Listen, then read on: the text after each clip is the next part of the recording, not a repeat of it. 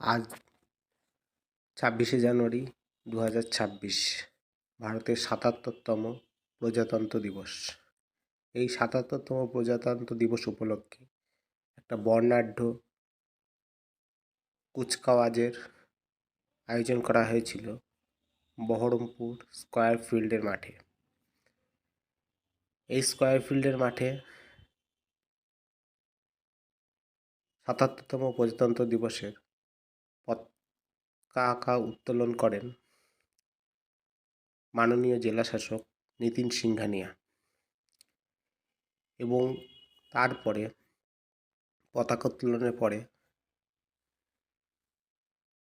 তার উদ্বোধনী বক্তব্য রাখার পর শুরু হয় মার্চ পাস্ট। বহরমপুর শহরের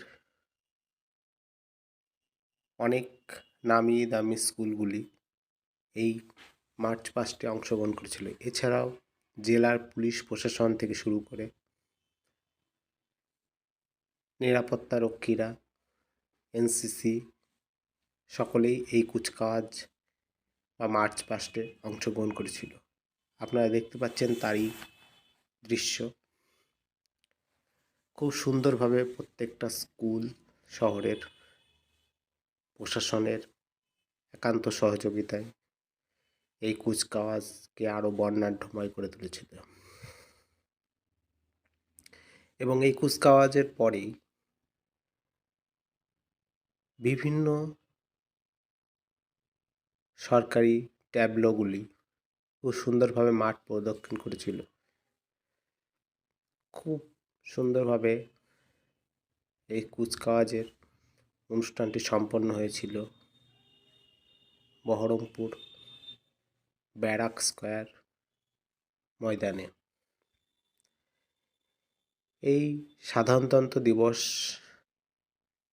বা প্রজাতন্ত্র দিবস পালন করা হয় 1950 সালের 26শে জানুয়ারি আমাদের দেশের সংবিধান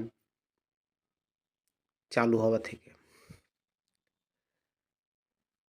সংবিধান অনুসারে ভারত একটি গণতন্ত্র সার্বভৌম সমাজতান্ত্রিক রাষ্ট্রে পরিণত হয় এবং ভারতের তৎকালীন সেই সময়কার ভারতের প্রথম রাষ্ট্রপতি ডক্টর রাজেন্দ্র প্রসাদ ভারতের সংবিধানে সবার সঙ্গে যুক্ত এবং এই সংবিধান রচনায় যিনি সক্রিয় ভূমিকা গ্রহণ করেছিলেন ডক্টর বি.আর. আম্বেদকর, যাদের স্মরণে এই প্রজাতন্ত্র দিবস চালু।